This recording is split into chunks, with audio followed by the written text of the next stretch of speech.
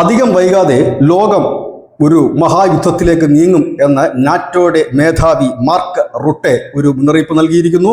സമാനമായ തന്നെ ഒരു മുന്നറിയിപ്പ് കഴിഞ്ഞ ദിവസം നമ്മളുടെ കേന്ദ്രമന്ത്രി നിതിൻ ഗഡ്കരിയും പറയുകയുണ്ടായി. അദ്ദേഹം പറഞ്ഞത് ഏത് നിമിഷവും ലോകത്ത് ഒരു യുദ്ധം, മൂന്നാം ലോക മഹായുദ്ധത്തിന് സാധ്യത ഏറെയാണ് എന്ന് അദ്ദേഹം കഴിഞ്ഞ ദിവസം ഒരു പുസ്തക പ്രകാശന ചടങ്ങിൽ പറഞ്ഞിരുന്നു. ഇപ്പോഴിതാ നാറ്റോയുടെ മേധാവിയും അതുതന്നെയാണ് പറയുന്നത്. മാർക്ക് റുട്ടെ പറയുന്നത് ഒരു യുദ്ധം ഏത് നിമിഷവും ആസന്നമാണ്. ഈ യുദ്ധത്തിൻ്റെ പ്രധാനപ്പെട്ട മുന്നണികൾ ഉള്ളത് റഷ്യയും ചൈനയും ചേർന്നായിരിക്കും ഈ യുദ്ധം ആരംഭിക്കുക എന്നും അതിൽ പറയുന്നു. ചൈന 2027 മുൻപ് തന്നെ തായ്വാൻ പിടിച്ചെടുക്കാൻ നീക്കം തുടങ്ങും. ഈ സമയത്ത് തന്നെ റഷ്യ നാറ്റോ രാജ്യങ്ങളെ ആക്രമിക്കുകയും ചെയ്യും. അതായത് പസഫിക് മേഖലകളിൽ നാറ്റോ രാജ്യങ്ങളെ തളച്ചിടുന്നതിന് വേണ്ടിയിട്ടാണ് റഷ്യ നാറ്റോ രാജ്യങ്ങളിൽ ആക്രമണം നടത്തുന്നത്.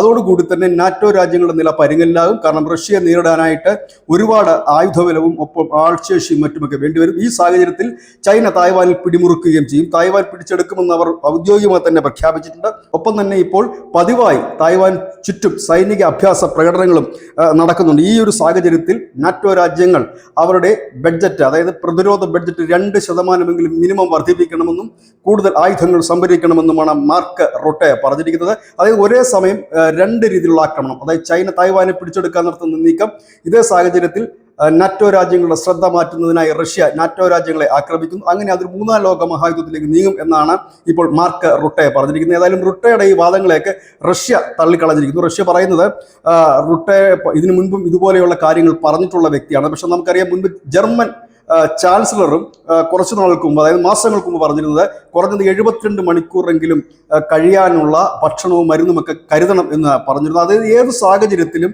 ഒരു ലോകമഹായുദ്ധത്തിന് സാധ്യതകളുണ്ട് എന്ന് നിതിൻ ഗഡ്കരി അടക്കമുള്ളവർ സൂചന നൽകുന്നു. ആ ഒരു സാഹചര്യത്തിലാണ് ഇപ്പോൾ ഈ നാറ്റോ മേധാവി മാർക്ക് റുട്ടെയുടെ പ്രസ്താവനയും കാണേണ്ടത്. News desk news India Malayalam.